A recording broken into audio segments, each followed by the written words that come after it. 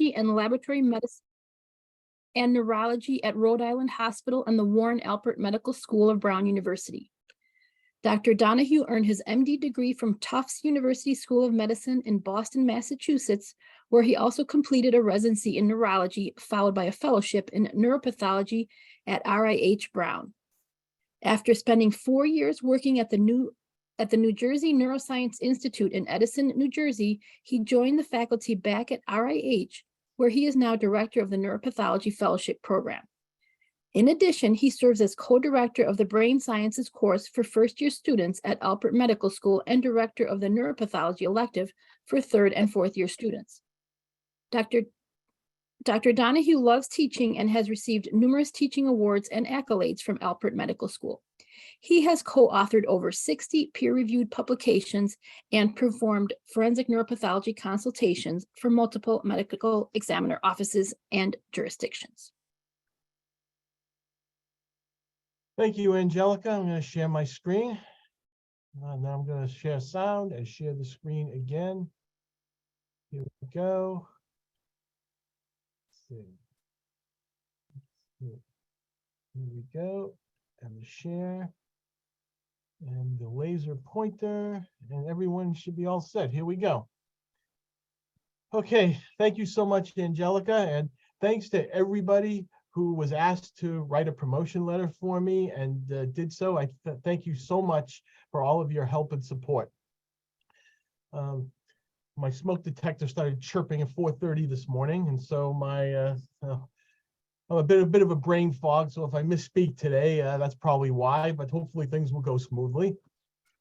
I have no financial relationships, and we saw the learning objectives earlier. All right, vascular neuropathology is not an esoteric topic. I mean, it's encountered practically on a daily basis by anyone who deals with adult neuropathology, particularly in the autopsy realm. And even pediatric neuropathologists may see this from time to time, particularly in the context of like vascular malformations. Now, if I were talking about vascular neuropathology to a group of medical students or pathology residents, some of the things I could talk about would be the anatomy of the circle of Willis or the vascular territories of the brain. And I did touch on that during my last teaching rounds in May of 2022. The risk factors for vascular disease, hypertension, diabetes, high cholesterol, smoking, et cetera, et cetera. The difference between large vessel atherosclerosis versus small vessel arteriolosclerosis, the etiology of infarcts, whether they be thrombosis versus embolism, and the etiology of hemorrhages, intracerebral versus subarachnoid, with the subarachnoid hemorrhage in this context being most likely due to a ruptured saccular aneurysm, as opposed to the much more common traumatic subarachnoid hemorrhage. Some people may talk about epidural or subdural hematomas in the context of vascular disease, but also those topics tend to be covered more frequently under trauma.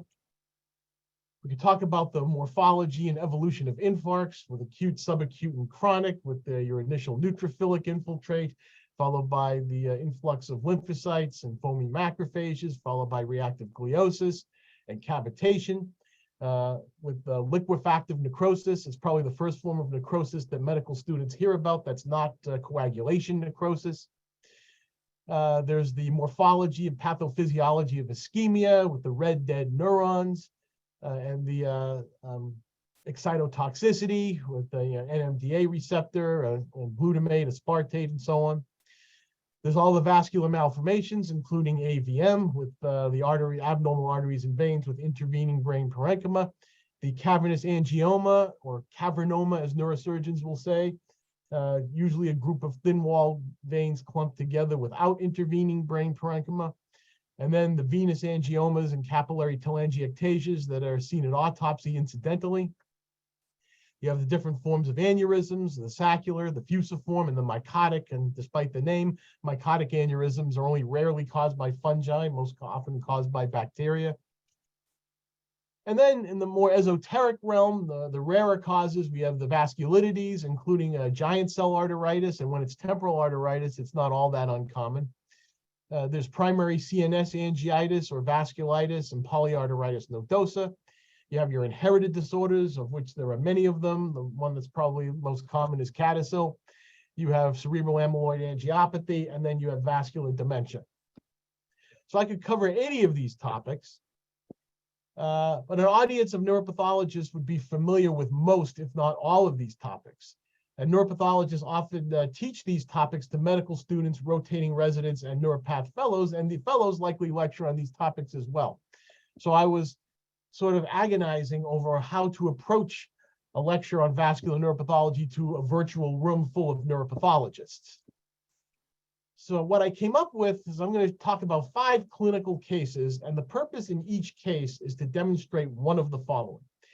We're either going to have a classic lesion with an interesting pathologic twist. That'll be case number 1. Case number 2 is going to have classic pathology, but with an interesting clinical twist. Case number 3 is classic pathology with a very rare etiology. And then the last 2 topics are going to be rare topics that are going to come from the list that I just showed you. And I'll discuss why I'm going to show them at the time I show them. But in each case, I've only seen one of these kinds of cases once or very rarely. So it's not your everyday esoteric, hypertensive, arteriosclerotic vascular disease. Okay, so the first case is actually a very recent case for me, although he initially presented as a 10-year-old boy in October of 2007 with a right basal ganglia AVM rupture. And this was just a devastating disease. It basically affected his life, affected the rest of his life. He was hospitalized for a long time. He had surgery, embolization. He got gamma knife to the residual. He saw neurology as an outpatient. He eventually improved. He walked and talked, but he had residual hemiparesis. He had spasticity, dysarthria, cognitive difficulties, and seizure disorder. And he began to have breakthrough seizures after being weaned off of some of his anti-epileptics. And the majority of his outpatient visits were to titrate these medicines and manage incontinence. In 2020, he had worsening seizures, and when he was imaged, he had subacute blood products on MRI at the site of the AVM that were concerning for re-rupture, with hydrocephalus getting worse. And the differential included a giant cavernous angioma with repeat acute bleeding versus slow evolution of the prior bleed. And he had a shunt revision, multiple falls and fractures over time, multiple presentations and admissions to the hospital for a variety of issues. And his final admission, when he was now age 26, back in April, he had increased headaches, head swelling, and unsteady gait. A shunt tap the previous month had grown Cutibacterium, which I'm not sure if it was a contaminant or not, but he was treated presumptively with penicillin.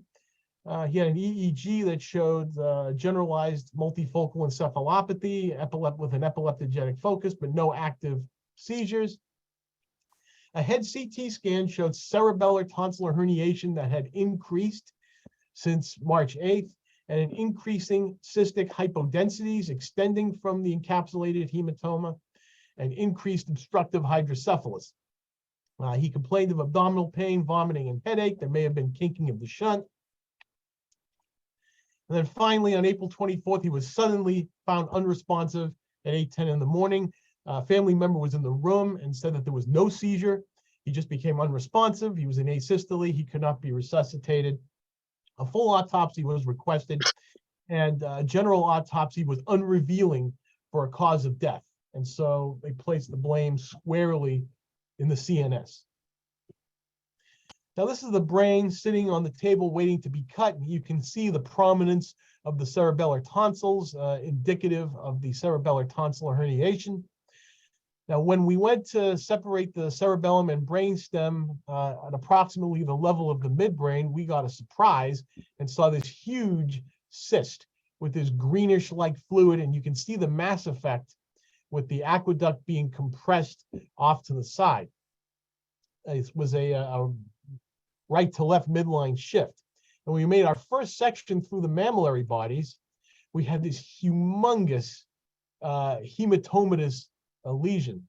And if you look really, really closely, it's like this kind of like a brain within a brain. Like this looks like a mid-sagittal section of the brain. Here's the hemispheres, there's the corpus callosum and the lateral ventricle and the thalamus and the brainstem, and here's the cerebellum. It's like, sometimes you see like chromatin patterns that look like smiley faces.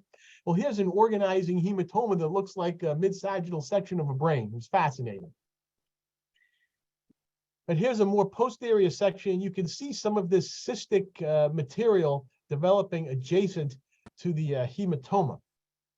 As we got into the cerebellum and brainstem, you can see this cystic material extending into the middle cerebellar peduncle, the midbrain, and upper pons. And this looked very much like colloid cysts that I had seen in the foramen of Monroe with the green cystic fluid, but this was in a very unusual location. Now, this is a microscopic showing, this is the main hematoma mass in the upper right, and the adjacent brain with cystic degeneration in the rest of the slide. And focusing on the hematoma, you can see you have a collection of congested blood vessels that it's understandable why they thought that this was maybe a giant cavernous angioma. And on higher power, you can see all of these hemosiderin-laden macrophages within the hematoma. And here is some of the foreign embolic material still present within the blood vessels like 16 years after the initial rupture and treatment. And I spoke to neuroradiologists and they said embolic material can hang around this long, and it's attempting to be engulfed by foreign body giant cells. And here, in the adjacent brain, you can see numerous eosinophilic granular bodies throughout the cortex with extensive reactive gliosis and numerous Rosenthal fibers as well, which speaks to the chronicity of the process. And here you have mineralized capillaries along with intense reactive gliosis and focal inflammation in the perivascular distribution. So now I'm going to focus on the cyst. And we're going to look around, we're going to see these cysts here with this thin strand of parenchyma separating these two cavities. And here you can see on either side, you see all of this gross, this acellular proteinaceous fluid that's filling the cysts. And the parenchyma in between is very gliotic, and you can see Rosenthal fibers along the edge of the cyst. So it's all at this thin rim of gliotic parenchyma. Here is a gross slide of the medulla showing Wallerian degeneration in one of the pyramids, most likely the right pyramids. And here's an acute cerebellar infarct. You see loss of the granule cells and the Purkinje cells. So my final neuropathologic diagnosis, I called this a chronic encapsulated intracerebral hematoma of the right basal ganglia, along with cystic degeneration, which is consistent with treatment sequela of the prior AVM. He had gotten stereotactic radiosurgery, as well as cerebellar tonsillar herniation, the cerebellar infarct, and Wallerian degeneration. Now, the diagnosis of chronic encapsulated intracerebral hematoma is a diagnosis that I had never made before. And I must confess I had never heard of before until I started trying to do research into what this condition was, because it sort of reminded me, it was very hard to cut through. It was like almost solid as a rock. It kind of reminded me of an abscess, except what was being encapsulated was a hemorrhage instead of pus. This lesion was first described in 1981, and it can present as a subtle, slow-growing lesion with mass effect and chronic development of intracranial hypertension. It may simulate a neoplasm because of peripheral contrast enhancement, and the most frequent cause is AVM with rupture, just like we have in this case. And it can represent a delayed complication after stereotactic radiosurgery. Basically, as I said, it kind of reminded me of an abscess, where you get the brain tissue having a fibroblastic reaction, then you get a capsule, granulation tissue, which then the hematoma expands, and then you get radiosurgery, and there's repetitive minor bleeding, which makes it even bigger. And then there may be hypoxic stress and VEGF with abnormal angiogenesis, vascular leakage, it gets bigger, and so on.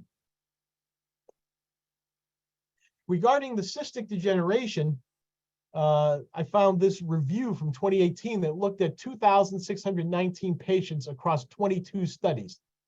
And of these, 78 developed post-SRS cyst formation. And of those 78, 64 of them had symptomatology and management data. And so of those, about 1/3 were symptomatic and treated surgically, and about 2/3 were managed conservatively. And the mean latency was 6.5 years to the development of the cyst. And so conclusions were that this was an uncommon complication with a long latency period. The majority were asymptomatic and could be managed conservatively, and this patient was likely being managed conservatively because the symptoms were only slowly getting worse. If the cyst enlarged, it may require surgical intervention. And there were low rates of radiation-induced change, post-SRS hemorrhage, and mortality. However, in this case, I think that ended up being the cause of death, likely related to just this gradual worsening mass effect with rising intracranial pressure, both from the hematoma and the cyst formation. He had previously documented cerebellar tonsillar herniation, and I think on that fateful morning, he finally reached the tipping point and herniated and succumbed to his illness.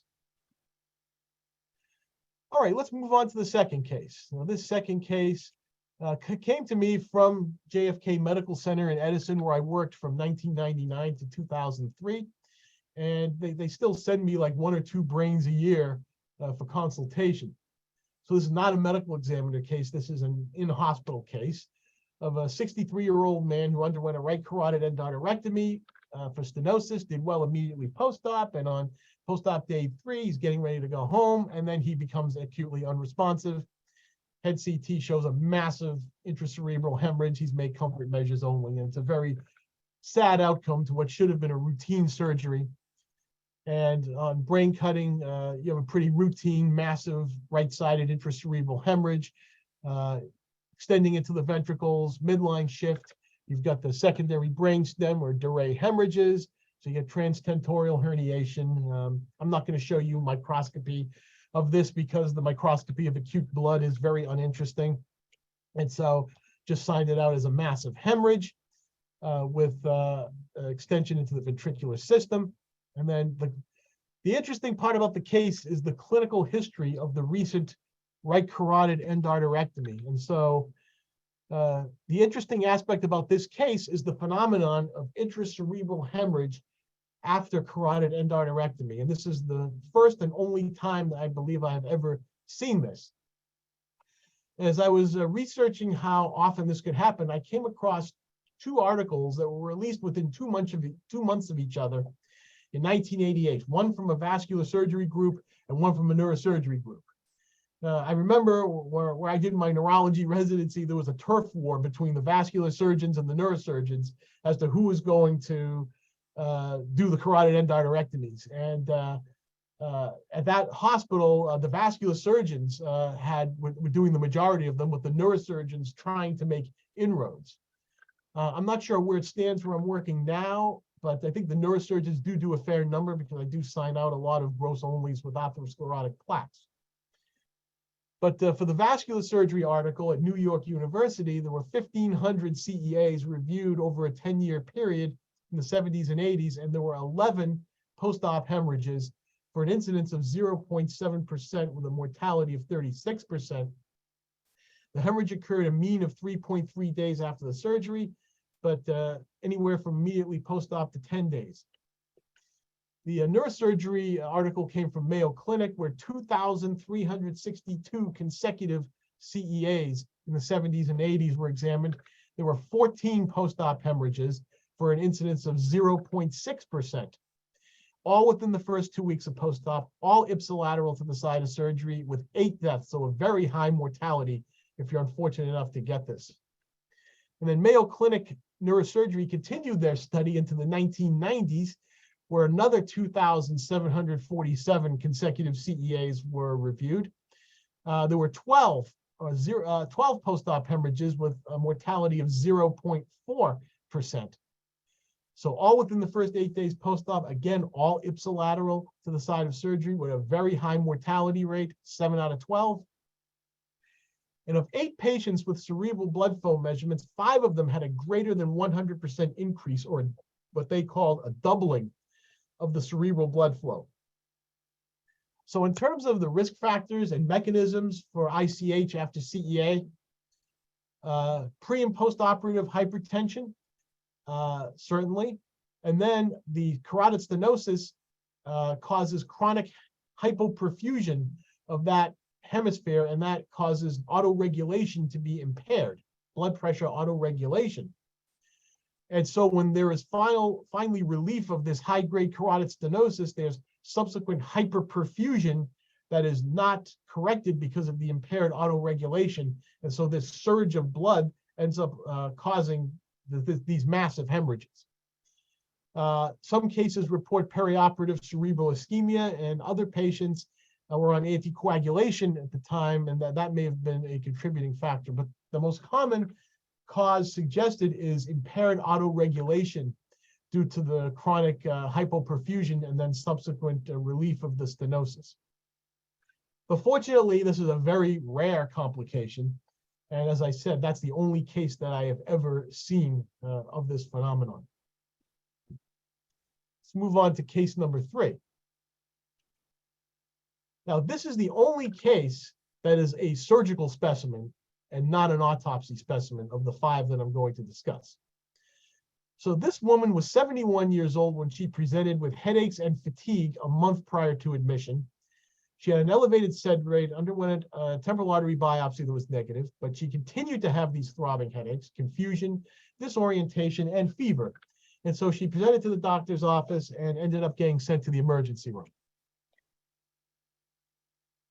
She had past medical history with numerous vascular risk factors and surgeries, and she had a completely non-focal neurologic exam. And this was her imaging, and you can see these flare abnormalities in the parietal cortex and parietal occipital, as well as focal leptomeningeal enhancement on Gatto. And so she was biopsied for presumed infiltrative astrocytoma. I'll tell you right now, this is not an infiltrative astrocytoma. Why? Because this is not a lecture on neoplastic neuropathology. It's a lecture on vascular neuropathology. But they thought that it may have been an infiltrative glioma. She had a lumbar puncture that showed 20 white cells and a sky-high protein of 235. She was started on acyclovir for possible encephalitis, because why not? It's harmless, it can be life-saving. She had a completely normal MRA, and she had a brain biopsy way back in 2006. So these images were taken back in 2006, so they may not be as sharp as the current images are. But here you can see there is no infiltrative neoplasm, but there are 3 hotspots of perivascular pathology that I'm going to focus on. Now I'm going to start up here, and here you can see that there's a lot of inflammation surrounding these blood vessels that are very superficial. And in fact, there are multinucleated giant cells, suggestive of granulomatous inflammation surrounding this blood vessel. And here you can see this other blood vessel also has multinucleated giant cells invading the vessel wall. So this is a vasculitis. There's been transmural invasion of the vessel wall. And here's that other blood vessel that I showed you, showing encroachment of the inflammatory cells through the perivascular space and into the blood vessel. This was a stereotactic biopsy, and I think I took a photograph of every abnormal blood vessel that I could find.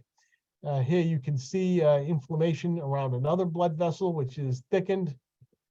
And here's another one. There's a lot of extensive gliosis in the perivascular region, narrowing of the lumina. Here you can see another thickened blood vessel with focal inflammation. And here's another, one last thickened vessel with focal inflammation. And it's this vessel that I'm going to show you some immunohistochemical staining on. This is a CD3 stain for T cells. And here is a CD68 stain for macrophages and histiocytes, very brisk response.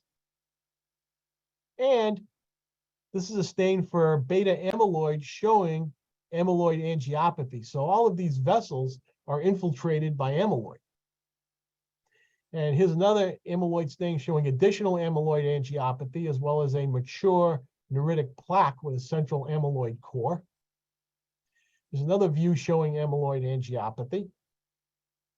And another view showing multiple amyloid plaques in the cortex. So my final neuropathologic diagnosis was granulomatous angeitis with cerebral amyloid angiopathy, which has since been called A-beta related angeitis. So cerebral amyloid angiopathy, as everybody knows, is caused by deposition of A-beta in the adventitia and media of cortical and meningeal blood vessels. It's similar to that observed in the plaques of AD. It can lead to lobar intracerebral hemorrhage. As I always tell students, residents, and fellows, it is the most common cause of spontaneous lobar intracerebral hemorrhage in the elderly. But in a subset of patients, vascular inflammation is also present, and it can take two forms. Two diagnoses are mentioned in the literature. There is CAA-related inflammation, or CAA-RI, which is perivascular and non-destructive. And there is A-beta-related angeitis, or ABRA, abracadabra, which is vasculitis, which is a true vasculitis. It's transmural and it's often granulomatous, as in this case. And amyloid angiopathy can lead to cognitive impairment without AD changes or microhemorrhages, but most often they're associated with them. I found this 2013 study out of the Mayo Clinic that studied, that examined A-beta vascular deposition and inflammation. They found 62 available surgical specimens over the period 1987 to 2011. So it's a very uncommon diagnosis. It's not that many cases over a long period of time. 37 were diagnosed via open biopsy, 4 by stereotactic biopsy, and 21 were found as part of hematoma evacuation. And they came up with 28 cases of ABRA, 40 cases of CAA, and 10 of CAA-RI. And these were compared to 131 consecutive cases of primary CNS vasculitis, with 41 being diagnosed by biopsy and the rest by classic angiograms. And then 13 were ultimately diagnosed with ABRA and placed in that group, so there ended up being 118 cases of non-amyloid vasculitis. And these are the demographic. This is the demographic information. They were well balanced from a gender standpoint. Statistical analyses were not performed on the CAA-RI cases because there were too few cases. And some people claim that ABRA and CAA-RI are actually the same disease. Some often use those terms interchangeably. This particular article said that they may be part of the same pathologic spectrum, but the evidence was not definitive. I found a more recent article from 2021 that still mentions these diagnoses separately. And so I don't know if it has been definitively decided yet whether these are the same disease or different diseases, but for purposes of this analysis, we'll keep them separate. So the characteristics of the ABRA patients compared to the amyloid patients, they tended to be younger than the traditional amyloid. They had a lower frequency of altered cognition. Our patient was cognitively intact. There was less frequent neurologic deficit or stroke, and our patient had a non-focal exam. There was a lower rate of intracerebral hemorrhage. There was more frequent gadolinium leptomeningeal enhancement, which I showed you on MRI. And there was a more favorable response to treatment. The mainstay of treatment is to blast them with glucocorticoids, alone or in combination with cyclophosphamide, and they have a better outcome. They don't hemorrhage. Now, the characteristics of the ABRA patients compared to traditional vasculitis, they tended to be older. The vasculitis patients were much younger. There's an increased frequency of altered cognition and seizures at presentation in the ABRA patients. There was a reduced frequency of hemiparesis and visual symptoms in the ABRA patients. There was significantly higher CSF protein levels in ABRA. Remember, ours was 235, sky high. They have less frequent infarcts in ABRA. There's more frequent leptomeningeal enhancement, but both ABRA and vasculitis have a similar response to treatment and similar outcome. They tend to have a good outcome. So the conclusions of the study is that both ABRA and CAA-RI more closely resemble primary CNS vasculitis than traditional cerebral amyloid angiopathy. That ABRA forms a definable subset of that vasculitis, of the general CNS vasculitis. And it's the vascular inflammation more than the amyloid deposition that has the most impact in causing the clinical symptoms. Now, as I said, this is the only surgical case, so I actually have a follow-up. So she was treated with high-dose steroids back in 2006 with improvement in symptoms, and she was discharged from the hospital on a steroid taper and presumably did very well. As she's still alive now at age 87, she was 71 in 2006, now she's 87, still alive, has multiple medical problems that are active. Most significantly, she was hospitalized on the inpatient psychiatric unit up until just last month for the treatment of agitation, paranoia, and acute hallucinations in the setting of progressive dementia. She's been on donepezil since August of last year, and the family is actively looking for skilled nursing facility placement. The clinicians presume Alzheimer's, she's got Alzheimer's disease. And this case pretty much gives us circumstantial pathologic evidence that is in fact what she has. So I've got the answer here, people. Problem is, this 2006 hospitalization and brain biopsy is never mentioned again in the medical record after a discharge summary in February 2007. It's as if in all the copying and pasting that goes on in electronic medical records, it's like this admission never happened. Okay, let's go on to case 4. So each of those first 3 cases had some kind of twist on traditional pathology. Now I'm going to do a couple of classic topics here that I will expound upon. So this next case is a medical examiner case from Bergen County, New Jersey. A 65-year-old woman was found down in her nursing home bed with a large hematoma on her forehead. The CT scan showed multiple bleeds in the brain. There was bruising all throughout the body. She had multiple medical problems, but most significantly, dementia. She was made CMO, died 2 days after presentation, and that's one of the downsides of medical examiner work. You tend to get very scant clinical information, and that's the extent of what I'm able to get. This is the brain, and you can see the multiple brain bleeds. You can see there's a focal subarachnoid hemorrhage in the right orbital frontal cortex and around the optic chiasm. Here you can see some right parietal subarachnoid hemorrhage. You can see right insular cortex hemorrhage. You can see it extending here as well. You can see like maybe an infarct here in the right head of the caudate. Here's another hemorrhage in the cerebellum. And on sectioning, you can see, again, the view of the right insular subarachnoid hemorrhage.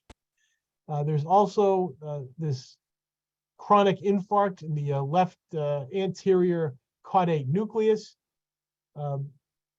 Looks like there's an infarct here in the left thalamus.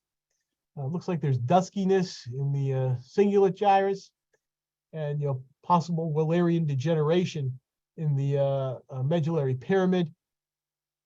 And some of the infarcts are not really showing up well grossly, but there microscopically there were acute infarcts in the right orbital frontal cortex and in the substantia innominata. This was the acute infarct that was seen in the left thalamus. Here's the chronic infarct that I demonstrated grossly in the right anterior caudate. And there was also a chronic infarct, the reactive gliosis in the right claustrum. There were chronic infarcts in the basis pontis and in the right cerebellum. There's subtle Wallerian degeneration. You can see here's the normal pyramid, and here's you can see there's slight demyelination in the other pyramid. Here's a substantia nigra, which looks very robust and intact, no evidence of Lewy bodies. And here is a Bilshowski stain of the hippocampus and medial temporal cortex showing a few neurofibrillary tangles, but no amyloid deposition. It's given her clinical history of dementia, it looks practically pristine. My final diagnosis was acute traumatic brain injury from a presumed fall, an extensive cerebrovascular disease, a clinical history of dementia, but no evidence of significant neurodegenerative disease pathology. So, and then in my comment, I do an extensive discussion and say the presumed diagnosis is probably vascular dementia, likely multi-infarct dementia. Now, it's very common to have coexisting cerebrovascular disease in decedents with neurodegenerative diseases, particularly small vessel disease. I see it all the time. You have Alzheimer's and dementia with Lewy bodies, and you superimpose even primary age-related tauopathy, and you superimpose severe small vessel disease on top of that, and you'll get an exacerbation of cognitive dysfunction. That's quite common. In my experience, anyway, it's extremely uncommon to have pure cerebrovascular disease as the sole cause of dementia in the absence of a genetic mutation. So that begs the question, how common is vascular dementia really? I found one study from 2010 that looked at 1,110 consecutive autopsies in the demented elderly decedents over that time period. And about 80% of these diagnoses had some form of AD, whether it be pure AD or AD plus. About 10.8% had vascular dementia, or pure vascular dementia. Now, it's interesting that there's actually AD plus Lewy pathology is less frequent than that, and that there were no cases of pure Lewy body pathology. There was a few cases of mixed dementia with AD and vascular dementia. I mean, I'm not quite sure what the characteristics were clinically that would allow that distinction to be made, whether it be just AD with superimposed small vessel disease as opposed to AD plus vascular dementia as separate diagnoses. But there were 10.8% cases of pure vascular dementia, 120 cases. And these 120 cases were broken down as almost half had subcortical arteriosclerotic encephalopathy, or Binswanger disease. almost 40% had multi-infarct dementia or encephalopathy. 9.2% had strategic infarct dementia, and about a small percentage had amyloid without major AD pathology. They had general autopsy showed signs of severe vascular disease, and the incidence of vascular dementia decreased in this study with advancing age, because with advancing age, more neurodegenerative pathologies take place. So clinically in vascular dementia, you can get changes in gait behavior and mood. And classically, I was always taught there was a stepwise neurologic decline where patients are doing well, and then they have an acute drop in their mental status that remains stable, and then they have another acute drop that remains stable, instead of the slow, inexorable progression of like a classic Alzheimer's or Lewy body. It's usually associated with multiple vascular risk factors, and the incidence may be declining with more aggressive treatment of hypertension and other risk factors. They're saying now it's like 120 over 80 is no good. You got to treat till 100 over 70 or below. And so, and I can't remember the last time, this is the first case of pure vascular dementia I may have seen. I mean, I've seen cases of Binswangers many years ago. I haven't seen one in many years. And so it's possible the incidence may be declining. In terms of Binswanger disease, they present with executive dysfunction and cognitive impairment.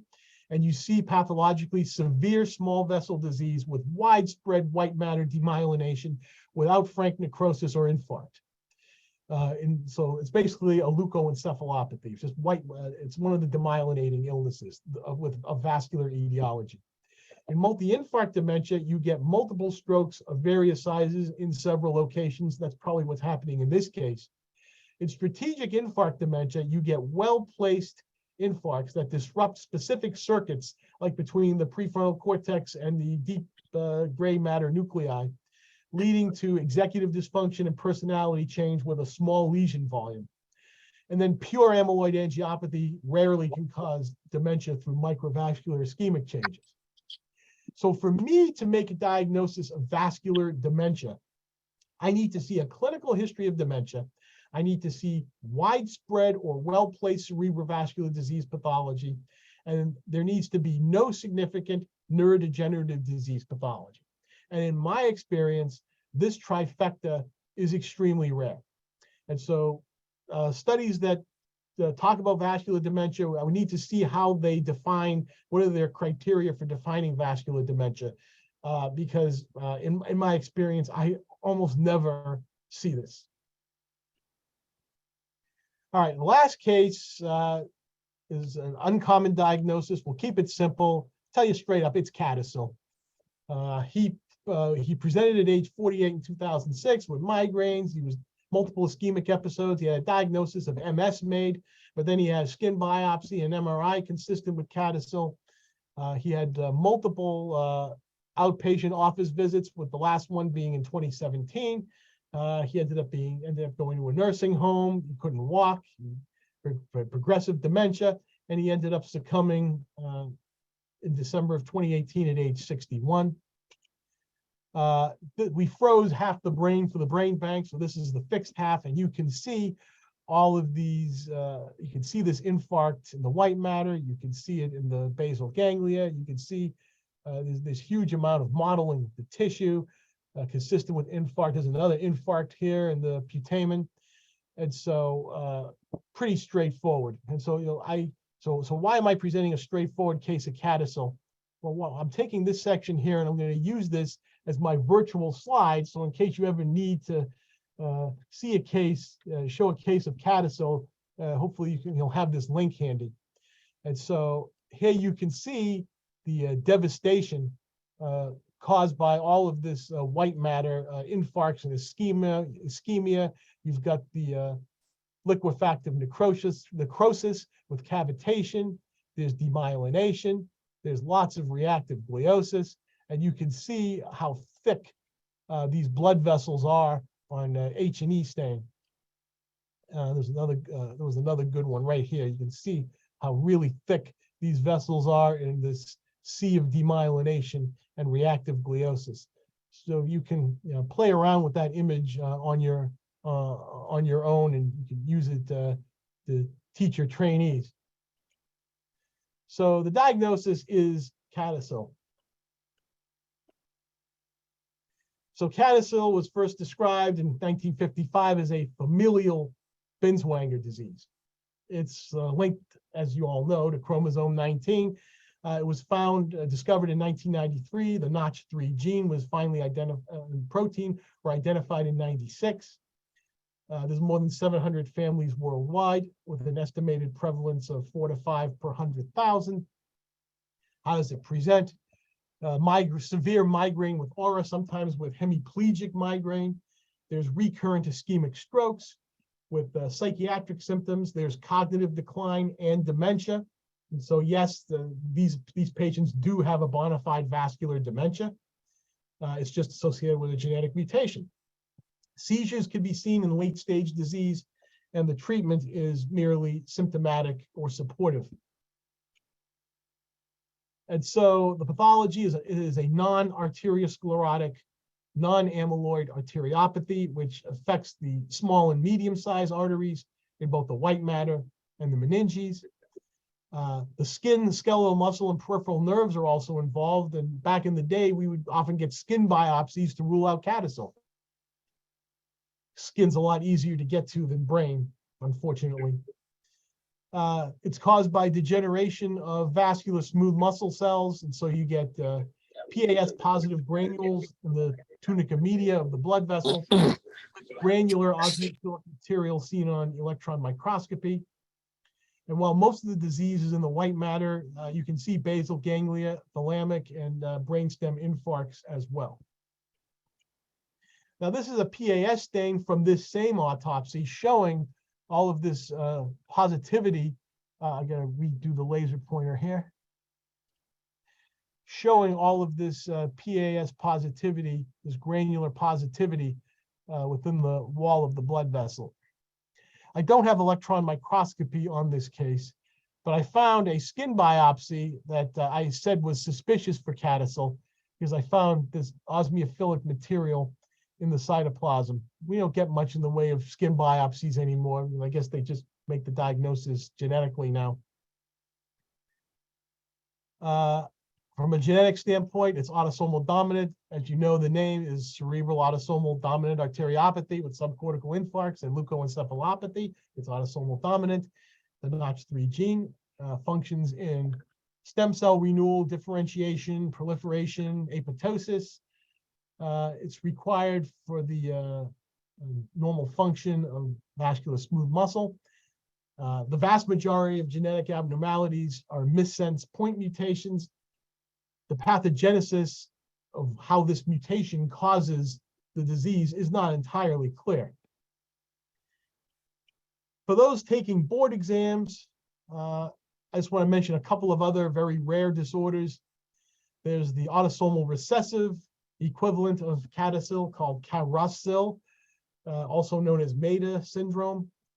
You can also see multiple infarcts with cognitive impairment in that condition. It presents much more with orthopedic manifestations and skeletal abnormalities than CADASIL, as well as alopecia.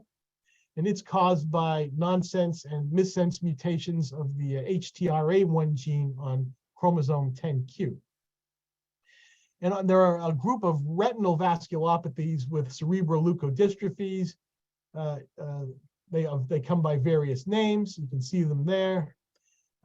They tend to not only have the infarcts with cognitive impairment, but because of the involvement of the retina, they get central visual loss. And those are caused by mutations in the TREX1 gene on chromosome 3. And it looks like I've made it just on time to 10 minutes to the top of the hour, which is the time I have to open it up to questions. I hope you found this presentation informative. I'm happy to take any questions or comments. Yeah. Thank you, Professor Donahue. These were like remarkable cases. So at this time, we're going to move into Q&A. You may submit your questions via the chat box or unmute to ask a question. When submitting a question via the chat box, please ensure the message is to everyone so that the presenters and attendees are able to see the question. To unmute, select the microphone in the lower left corner. Once you've asked your question, please remute to avoid background noise. Thank you, Mark. Yeah, we'll give people a minute to enter their questions.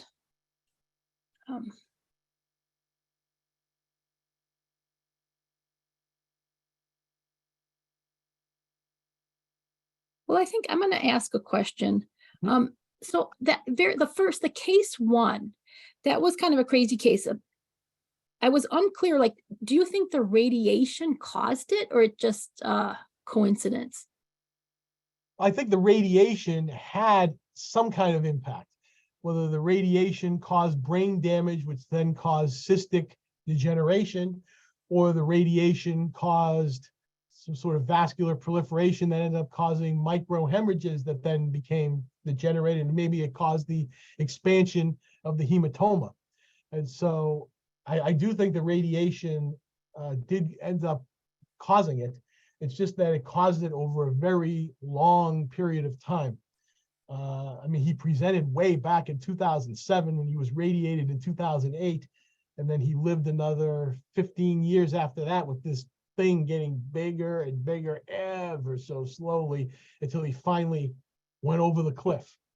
And so yes, it's a shame that they couldn't get it all out. But then again, it was in a very bad location, deep in the basal ganglia. So they probably had to radiate the rest just because they couldn't get to it and they didn't want to risk re-rupture. And so fortunately, this is not a common complication. And so so I still think it's the mainstay of treatment, but in rare cases, it can lead to progressive damage, as in this unfortunate case.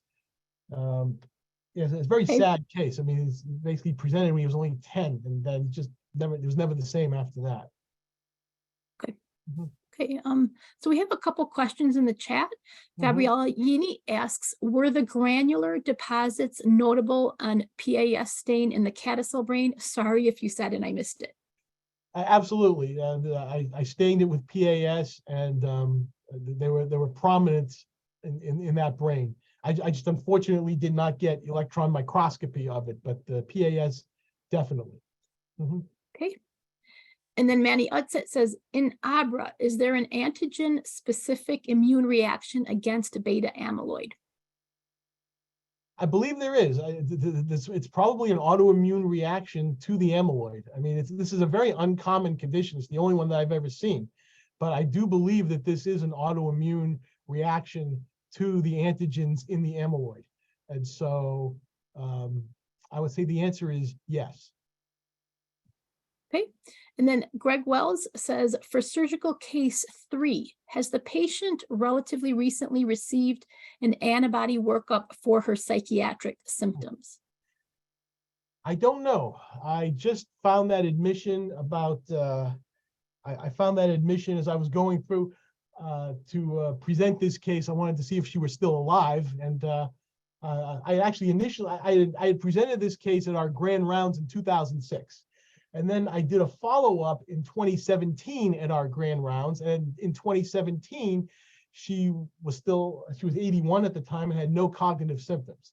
So now for this lecture, I looked her up again, and now I see she's got progressive dementia, finally. I don't recall seeing anything in the discharge summary from the psychiatric hospital about an antibody workup. I think they're just presuming that it's Alzheimer's. I don't think they think it's like a paraneoplastic syndrome or some other antibody-mediated syndrome. So I would have to say probably not, but I'm not 100% sure because I didn't do a deep dive into the records and the lab results. So I'd say probably no, but not 100% sure. Okay. And then Mark Cohen asked, was the RT before or after embolization in case 1? I think it was after. I think they acutely embolized in 07, and then they radiated in 08. And then he remained relatively stable after that. So I think the embolization came first, then the radiation. Okay. And then he says, thanks. Yeah. I don't see any more questions. Any last chance if anyone wants to unmute?